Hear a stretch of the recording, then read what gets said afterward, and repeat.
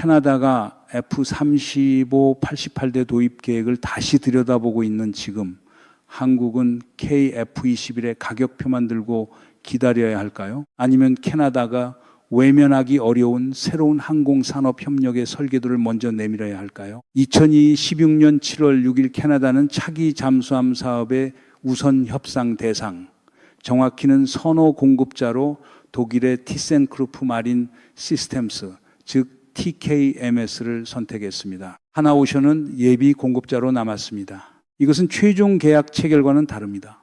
캐나다 정부는 2027년 말까지 협상을 마무리한다는 계획이고 협상이 결렬될 경우 하나오션이라는 대안도 살아 있습니다. 따라서 한국이 완전히 탈락했다고 단정하는 것도 아직 승부가 끝나지 않았다고 과장하는 것도 모두 정확하지 않습니다. 그래도 국내 방산 커뮤니티가 느낀 충격은 충분히 이해할 수 있습니다. 최대 12척 규모의 잠수함뿐 아니라 훈련, 정비, 부품, 인프라, 기술 이전과 수십 년의 후속 지원이 함께 걸린 사업이었기 때문입니다. 놓친 것은 배몇 척의 주문서가 아니라 캐나다의 장기 수중 전력 생태계에 들어갈 기회였습니다. 그렇다면 한국은 기술에서 진 걸까요? 그렇게 단정할 근거는 없습니다. 반대로 오직 정치 때문에 졌다고 말하는 것도 지나칩니다. 캐나다 정부가 공식적으로 밝힌 기준은 전체 능력과 가치였습니다. 성능, 납기, 북극작전, 지속지원, 자국산업 참여, 동맹 운영을 하나로 묶어 평가했다는 뜻입니다. 이번 결과가 보여준 것은 좋은 제품만으로는 충분하지 않다는 사실입니다. 방산에서는 제품 뒤에 어떤 제도와 산업, 외교적 보증이 서 있는지가 제품만큼 중요합니다. 바로 이 지점에서 F-35 문제가 연결됩니다. 캐나다는 2023년 88대 F-35A를 도입하기로 했지만 2025년 3월 마크 카니 총리가 사업 재검토를 지시했습니다. 캐나다 정부의 공식 설명에 따르면 작전 요구, 산업적 이익, 전략적 파트너십 가능한 대안이 검토 대상입니다.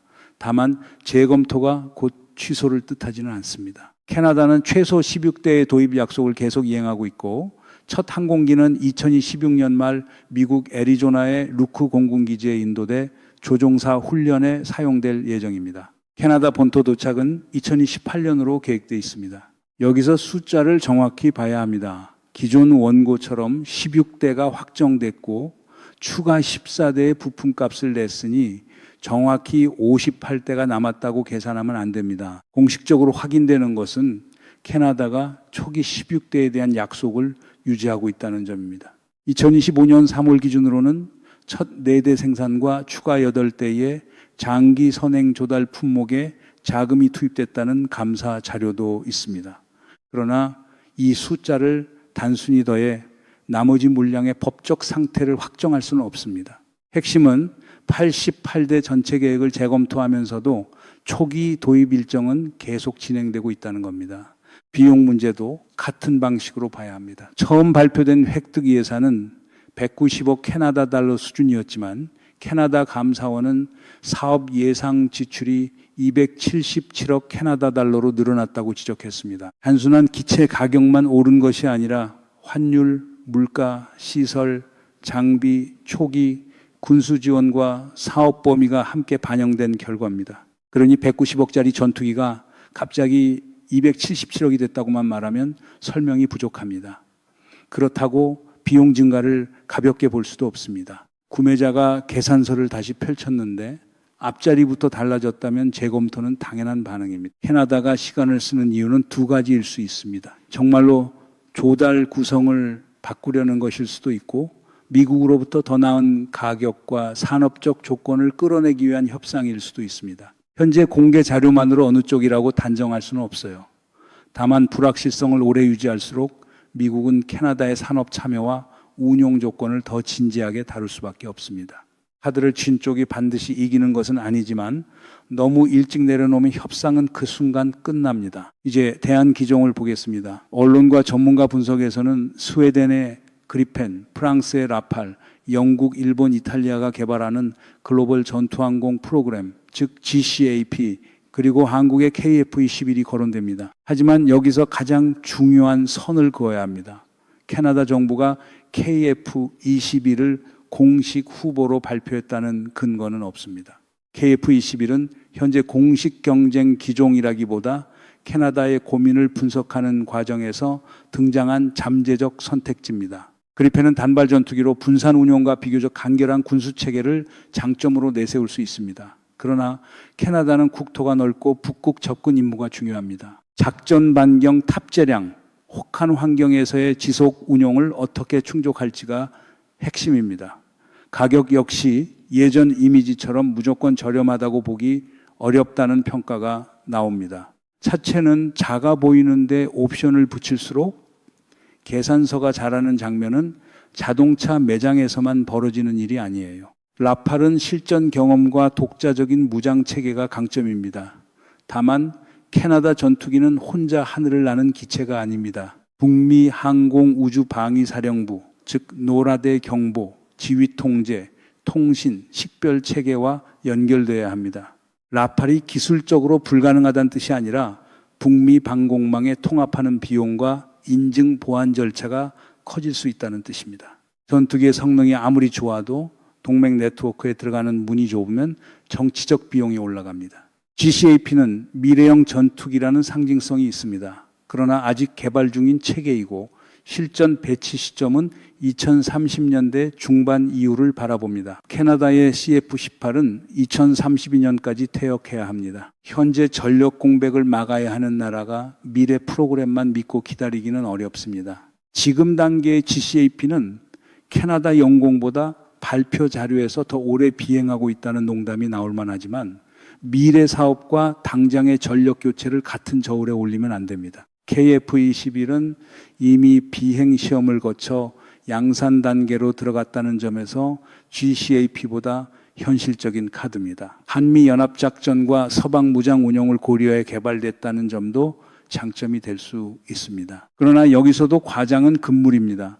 KF-21이 북대서양조약기구, 즉 네이토와 노렛 체계의 자동으로 완벽하게 호환된다고 말할 수는 없습니다. 실제 도입이 논의된다면 데이터 링크, 암호 장비, 피하 식별, 무장, 사이버 보안, 북미 지휘 체계 연동에 대한 별도의 검증과 승인이 필요합니다. 바로 이 부분이 한국의 기회이자 제안입니다.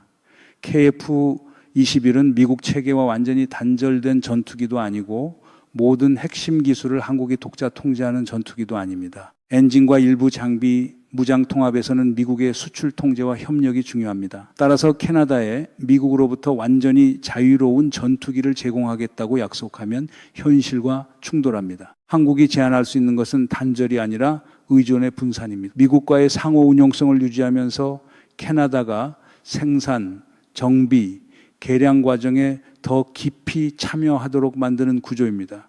여기서 F-35의 기술 주권 논란도 바로잡아야 합니다. 미국이 마음만 먹으면 다른 나라의 F-35를 버튼 하나로 멈춘다는 이른바 킬스위치 주장은 공개적으로 확인된 사실이 아닙니다. 캐나다 정부는 자국이 도입한 F-35를 소유하고 운영하며 사용 방식도 스스로 통제한다고 설명합니다. 소프트웨어 우선순위는 파트너 국가들이 함께 논의하고 캐나다는 호주, 캐나다, 영국 공동 재프로그래밍 연구소에도 참여합니다. 그렇다고 의존 우려가 사라지는 것은 아닙니다. F-35는 다국적 글로벌 군수지원 체계 안에서 부품, 정비, 소프트웨어와 성능 개량이 운영됩니다. 캐나다가 혼자 모든 소스코드를 바꾸거나 원하는 무장을 마음대로 통합하는 구조는 아닙니다. 정확한 질문은 미국의 허락이 없으면 전투기가 뜨느냐가 아닙니다. 위기 때 부품과 데이터에 얼마나 안정적으로 접근할 수 있는지, 자국이 임무 데이터와 정비 능력을 어느 수준까지 통제하는지, 개량 우선순위에 얼마나 영향력을 행사할 수 있는지가 핵심입니다. 정비시설도 간판만 현지에 달아서는 부족합니다. 고장 원인을 진단할 데이터와 인증된 장비, 숙련 인력, 부품 공급, 개량 권한이 함께 있어야 합니다. 반대로 모든 기술을 무조건 넘겨달라는 요구도 현실적이지 않습니다. 방산 기술에는 지식 재산권과 보안, 제3국 수출 통제가 붙어 있기 때문입니다. 결국 승부는 기술을 전부 주느냐 마느냐가 아니라 어느 범위까지 공동으로 통제하고 축적할 수 있느냐에서 갈립니다. 캐나다가 잠수함에서 TKMS를 선호 공급자로 선택한 이유를 이 관점에서 봐야 합니다. 캐나다 정부는 TKMS와 독일을 장기 파트너로 규정했고 설계와 건조, 지속 지원, 기술 이전, 인력 양성, 캐나다 기업의 공급망 참여를 협상하겠다고 밝혔습니다. 아직 최종 계약은 아니지만 방향은 명확합니다. 캐나다가 원하는 것은 완성품을 들여놓고 끝나는 거래가 아니라 자국 안의 유지 능력과 산업적 이익을 남기는 파트너십입니다. 그러면 한국의 패배를 오직 NATO 정치로 설명하는 것도 수정해야 합니다. 동맹 구조가 영향을 미쳤을 가능성은 있지만 공식 평가 자료가 공개되지 않은 상태에서 그것이 결정적 이유였다고 단정할 수 없습니다. 납기, 북극 운용, 비용, 위험 관리, 현지 산업 패키지가 함께 작용했을 겁니다. 한국이 배워야 할 교훈은 정치 때문에 억울하게 졌다는 감정이 아니라 경쟁력은 성능표와 가격표의 합보다 훨씬 넓다는 사실입니다. 이 교훈은 미국 조선시장에서도 보입니다. 국내 업계 보도에서는 미국 측이 한국 조선사들의 설계와 건조 능력, 생산 인력과 납기 능력을 파악하기 위한 정보 요청을 진행했다고 전합니다. 다만 정보 요청은 계약도 아니고 입찰 공고도 아닙니다. 미국 정부가 실제 발주를 결정했다는 뜻으로 확대하면 안 됩니다. 그래도 미국 조선 산업이 인력, 시설, 공급망과 납기 문제를 겪고 있고 동맹국의 생산 역량을 살피고 있다는 큰 흐름은 분명합니다. 미국 법률은 군용 함정과 선체의 주요 부분을 외국 조선소에서 건조하는 것을 원칙적으로 금지합니다. 다만 국가 안보상 필요하다고 판단할 경우 대통령이 예외를 허용할 수 있는 조항이 있습니다. 그렇다고 한국 조선소가 곧바로 미국 구축함을 통째로 만들어 보낼 수 있다는 뜻은 아닙니다. 법적 장벽과 의회, 노동계, 보안 요구를 생각하면 가장 현실적인 모델은 미국 안에서 생산 능력을 키우는 방식입니다. 하나가 인수한 필라델피아 조선소가 중요한 이유가 여기에 있습니다. 한국의 스마트 야드 기술과 생산 관리 체계를 미국 현장에 옮기고 미국 노동자를 채용하며 미국 공급망을 확대하는 방식입니다. 형식만 미국산으로 포장하는 게 아니라 실제 미국 산업 기반을 키우면서 한국의 공정관리 능력을 결합해야 합니다. 문이 잠겨 있다면 열쇠를 훔칠 게 아니라 문 안쪽에 합법적인 작업장을 만드는 겁니다. 캐나다 항공시장에도 같은 접근이 필요합니다. 한국이 KF-21을 몇 대에 얼마로 팔겠다는 제안부터 내밀면 F-35와 정면 가격 비교에 갇힙니다. F-35는 스텔스 성능, 정보 융합, 동맹 운용 경험, 거대한 글로벌 생태계에서 강력합니다. 한국이 같은 기준에서 더 싸다는 말만 반복하면 결국 값싼 대안이라는 좁은 자리에 스스로 들어가게 됩니다. 한국이 내밀어야 할 것은 항공기와 산업 협력을 묶은 패키지입니다. 현지 부품 생산, 캐나다 기업의 KF-21 공급망 참여, 단계별 정비 능력, 임무 데이터 협력, 캐나다 내 교육시설, 장기 개량 참여, 북극 환경시험을 하나의 구조로 설계해야 합니다. 기술 이전은 법적으로 가능한 범위를 정확히 나누고 할 수 없는 것을 약속하지 않아야 합니다. 약속은 크게 하고 계약 뒤에 조건표를 꺼내는 방식은 방산 시장에서 가장 비싼 불신을 만듭니다. 엔진 협력도 매력적인 카드지만 표현을 조심해야 합니다. 캐나다에는 프레스 앤드 휘트니, 캐나다 마젤란 에어로스페이스, 스탠더드 에어로처럼 항공 엔진 부품 정비 분야에서 강한 기업이 있습니다. 그렇다고 이 기업들을 묶으면 곧바로 KF-21용 독자 전투기 엔진이 완성된다고 말할 수는 없습니다. 전투기급 엔진 개발은 소재, 고온 부품, 제어 소프트웨어, 시험 설비, 막대한 비용과 장기간의 축적이 필요한 별도의 국가 사업입니다. 현실적인 첫 단계는 엔진 전체 공동 개발보다 부품, 소재, 정비, 시험과 공급망 협력일 수 있습니다. 캐나다 기업이 엔진 구성품과 정비, 수리, 분해 조립, 즉 MRO에 참여하고 한국은 국산화 범위를 단계적으로 넓히며 양국이 미래 추진체계 연구를 공동으로 시작하는 겁니다. 작은 부품 협력에서 시작해 시험과 설계 참여로 올라가는 사다리를 만들어야 합니다. 첫날부터 정상의 깃발을 꽂겠다고 하면 산악회가 아니라 광고 회사가 됩니다. 캐나다 입장에서도 이런 제안은 의미가 있습니다. 캐나다는 F-35 글로벌 공급망에 이미 참여하고 있고 자국 기업이 기체 구조물과 센서, 착륙장치 분야에서 계약을 갖고 있습니다. 따라서 한국은 F-35를 버리고 우리에게 오라고 요구할 게 아니라 기존 참여를 해치지 않으면서 두 번째 산업축을 만들자고 제안해야 합니다. 캐나다가 F-35 일부를 유지하고 다른 전력을 보완하는 혼합 구성을 검토하더라도 산업협력의 문은 열릴 수 있습니다. 물론 혼합 전투기 운영에는 비용이 듭니다. 조종사 교육, 정비 인력, 부품, 무장, 시뮬레이터, 임무 계획 체계가 이중으로 필요합니다. 작은 함대 2개가 큰 함대 하나보다 비싸질 수 있어요. 따라서 KF-21 제안은 기체 가격이 아니라 전체 수명주기 비용과 작전 효과를 증명해야 합니다. 캐나다가 선택지를 다변화해 얻는 전략적 이익이 이중 운영 비용보다 크다는 계산을 보여줘야 합니다. 이제 처음에 잠수함 이야기로 돌아가 보겠습니다. 30여 년 전 한국은 독일 기술을 배우며 잠수함 산업을 키웠습니다.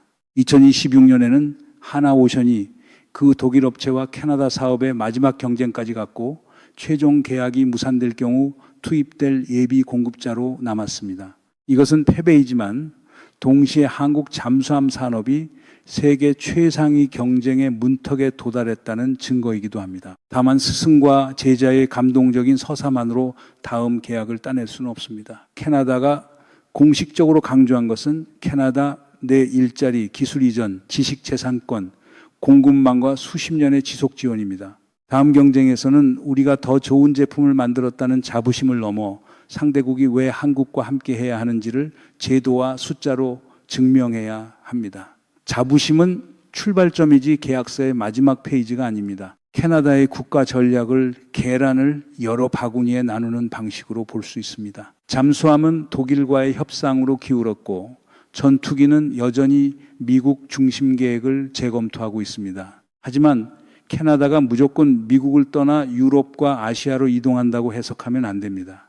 캐나다가 추구하는 것은 동맹 이탈보다 전략적 자율성 확대에 가깝습니다. 미국과 함께 움직이되 산업과 공급망의 선택지를 늘리려는 겁니다. 바로 그래서 한국이 제안해야 할 것은 반미 전투기가 아닙니다. 미국 체계와 연결될 수 있으면서도 캐나다가 더 많은 생산과 정비, 시험, 개량 경험을 축적할 수 있는 전투기 산업 파트너십입니다. KF-21은 그 플랫폼이 될 가능성이 있지만 가능성과 공식 후보 지위는 다릅니다.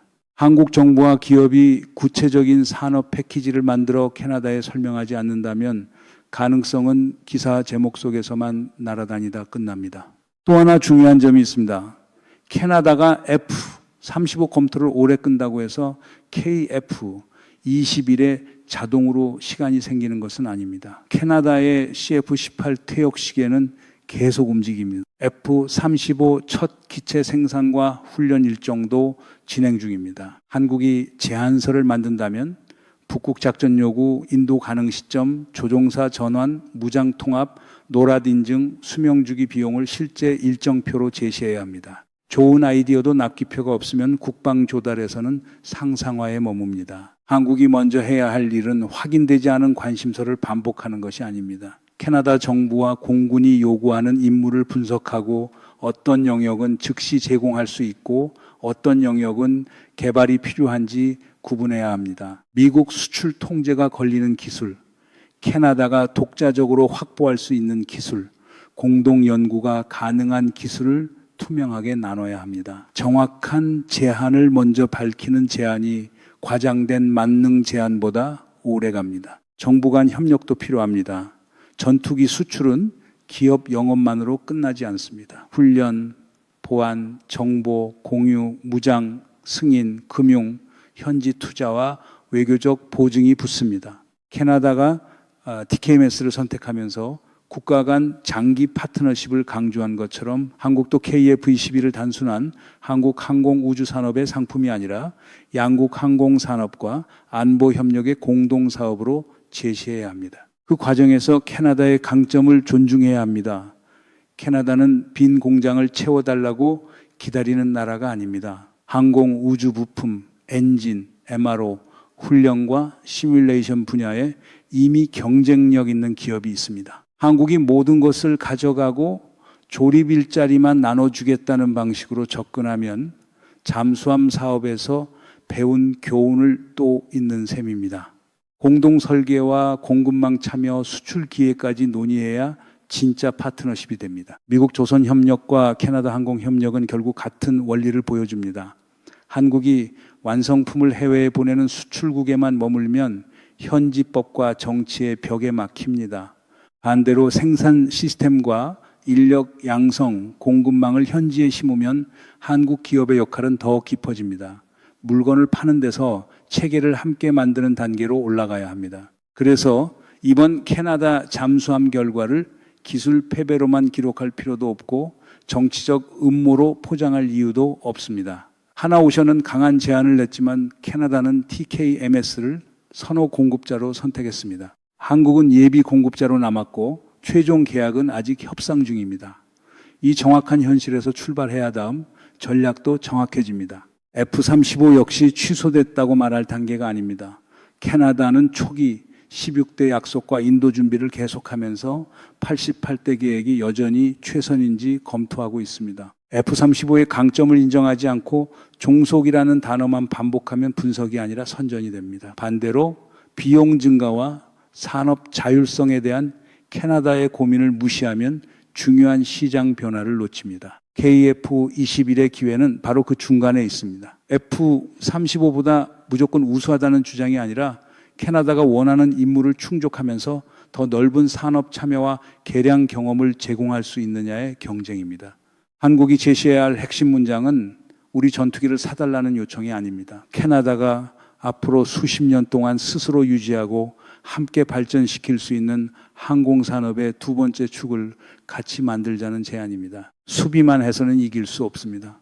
그렇다고 근거 없이 공격적으로 외치라는 뜻도 아닙니다. 정확한 데이터, 지킬 수 있는 기술 협력, 현실적인 납기와 비용, 정부의 보증을 들고 먼저 움직여야 합니다. 상대가 만든 평가표에서 점수 몇 점을 더 받는데 그치지 말고 캐나다가 중요하게 생각하는 산업 주권과 공급망 회복력까지 포함한 새로운 평가표를 함께 만들어야 합니다. 결국 질문은 캐나다가 지금 KF-21을 보고 있느냐가 아닙니다. 한국이 캐나다로 하여금 KF-21과 공동 항공 산업 구상을 검토하지 않을 수 없게 만들 준비가 되어 있느냐는 겁니다. 잠수함 사업에서 배운 전체 패키지의 교훈을 항공 분야에서 실제 제안으로 바꿀 수 있을까요? 이 흐름을 계속 함께 추적하고 싶다면 구독과 알림 설정을 해주시고 한국이 캐나다에 던져야 할 가장 현실적인 승부수가 무엇인지